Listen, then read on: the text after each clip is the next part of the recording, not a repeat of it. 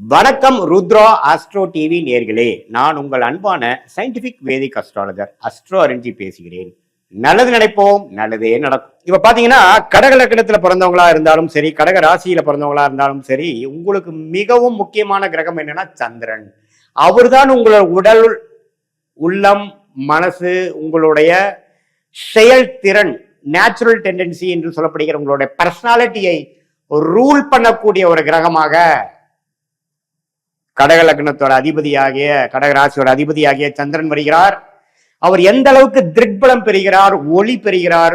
பௌர்ணமிக்கு அருகில் இருக்கிறப்ப பிறந்திருக்கீங்களா, அமாவாசைக்கு அருகில் இருக்க பிறந்திருக்கீங்களா? அமாவாசைக்கு அருகில் இருந்தாலும் அந்த அமாவாசை தோஷத்தை நீக்குவதற்காக குரு பார்வை பெறுகிறதா, குருவோட சேர்ந்திருக்குதா? சுக்கிரன் பார்வை பெறுகிறதா, சுக்கிரனோட சேர்ந்திருக்குதா?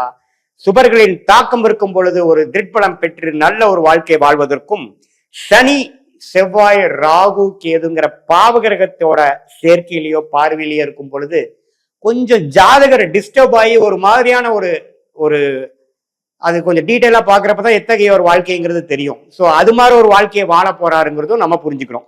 ஸோ ஒரு திக்பலம் பெறும் பொழுது, சுபகிரகத்தின் தாக்கம் இருக்கும் பொழுது அற்புதமான ஒரு யோகமான வாழ்க்கையும், ஒரு சனி செவ்வாய் ராகு கேது பெறும் பொழுது வாழ்க்கையில சில விஷயங்கள் பாதிப்புள்ளாகிறது. அது என்ன சில விஷயங்கள்ங்கிறது டீட்டெயிலா போய் நம்ம அந்த எந்த கிரகம் பாதிக்கப்பட்டிருக்கு, அந்த கிரகத்தின் ஆதிபத்தியம் என்ன, எத்தனை டிகிரி சேர்ந்திருக்கு, அந்த கிரகம் எத்தகைய ஒரு தன்மை வாய்ந்ததுங்கிறத பொறுத்து நம்ம பார்ப்போம்.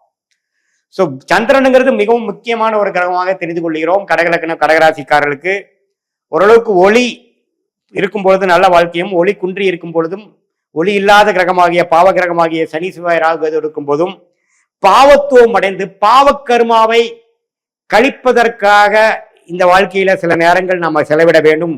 இந்த ஜென்மத்தில் சில நாட்கள், சில ஆண்டுகள், சில மாதங்கள் செலவிட வேண்டி இருக்கும் அப்படிங்கிற கர்ம பலனை நம்ம தெரிந்து கொள்கிறோம். அடுத்தபடியாக மிகவும் முக்கியமான ஒரு கிரகம், யோகத்தை கொடுக்கக்கூடிய கிரகம், வரவேண்டிய திசையான கிரகங்கள் செவ்வாய், குரு. செவ்வாய் ராஜயோகாதிபதியாக வருகிறார். எப்பவுமே ஒரு லக்ன ராசிக்கு 5ஆம் வீட்டு அதிபதி, 9ஆம் வீட்டு அதிபதி தான் ராஜயோகத்தை கொடுக்கக்கூடிய ஒரு கிரகமாக வருகிறார்கள்.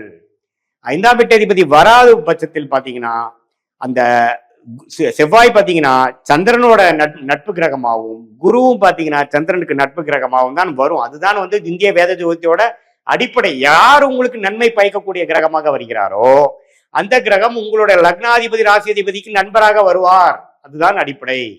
அப்ப நண்பர் தானே உங்களுக்கு உதவ முடியும் இல்லையா?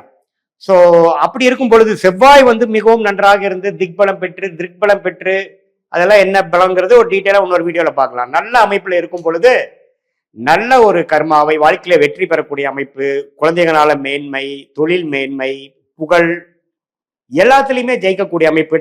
ஜாதகரே கொஞ்சம் டேலண்டடான ஆளு. எப்போ லக்னாதிபதியும் ராஜயோகாதிபதியும் சம்மந்தப்படுறார், லக்னாதிபதியும் குருவும் சம்மந்தப்படுகிறார், லக்னாதிபதியும் செவ்வாயும் சம்மந்தப்படும் பொழுது ஜாதகரே ஒரு டேலண்டான ஒரு நபராகவும், குருவோட சேரும் பொழுது அவரும் ஒரு ஒரு ராஜயோகாதிபதியா இருக்கிறதுனால கடக லக்னாதிபதி ஆகிய கடக ராசி அதிபதி ஆகிய சந்திரன் செவ்வாய் குருவோட சேரும் பொழுது அற்புதமான பலன்கள் கொடுப்பார்.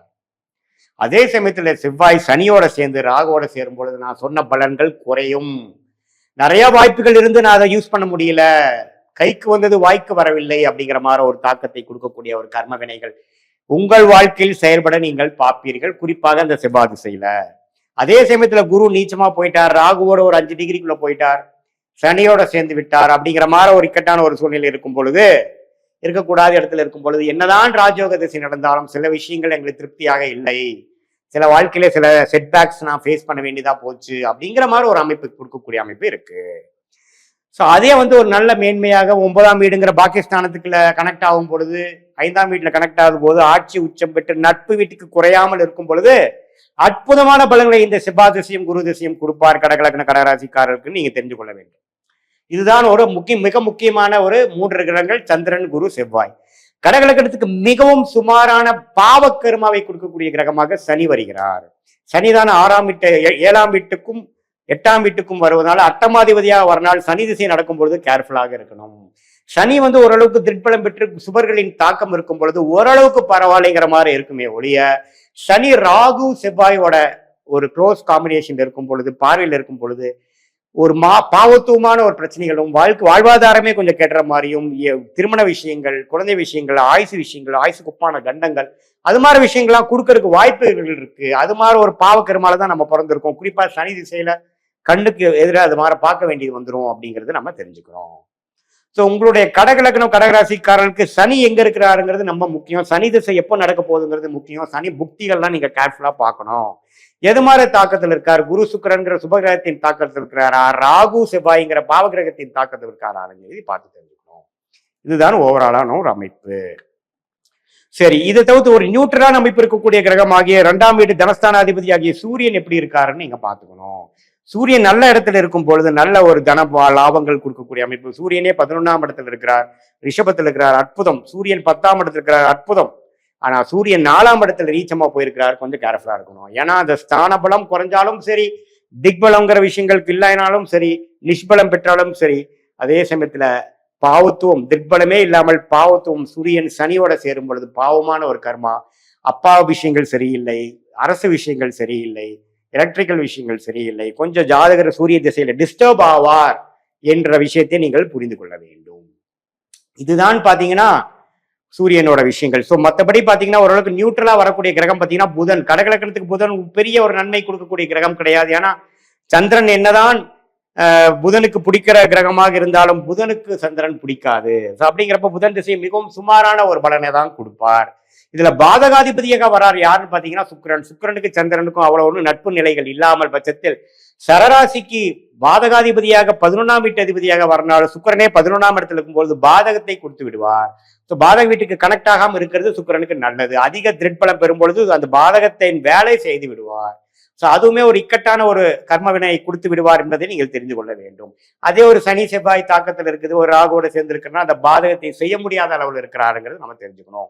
ஸோ இந்திய வேத ஜோதிடமே பார்த்தீங்கன்னா நம்ம நுணுக்கமான விஷயங்கள் மேலோட்டமா பார்த்துட்டு ஆன்சர் சொல்லிட்டு போகக்கூடிய அளவுக்கு அது வந்து ஒரு சாதாரணமான ஒரு சாஸ்திரம் கிடையாது. இதனாலதான் பாத்தீங்கன்னா ஜோதிடம் பொய் என்று சொல்லக்கூடிய அமைப்பு வந்துருது. எல்லாமே நுண்ணிப்பா பார்த்து அதுக்கு வேணுங்கிற கர்ம வினைகள் எப்படி செயல்படுங்கிற சொல்லக்கூடிய ஒரு அற்புதமான ஒரு நம்பவே வந்து ஒரு அக்யூரேட்டா மைன்யூட்டா பார்க்கக்கூடிய ஒரு சாஸ்திரமாக இந்திய வேத ஜோதிடம் வருகிறது.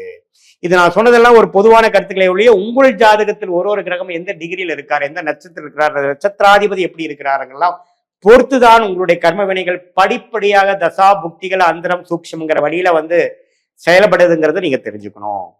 இது வந்து ஒரு பொதுவான அமைப்புகளுடைய உங்களுடைய ஜாதகத்தை வச்சு பார்க்கும்பொழுது உண்மையே துல்லியமான பலன்கள் நம்ம தெரிந்து கொள்ளலாம் என்பதை நீங்க தெரிந்து கொள்ள வேண்டும். மீண்டும் மற்றொரு காணொலியில் சந்திப்போம். நன்றி, வணக்கம்.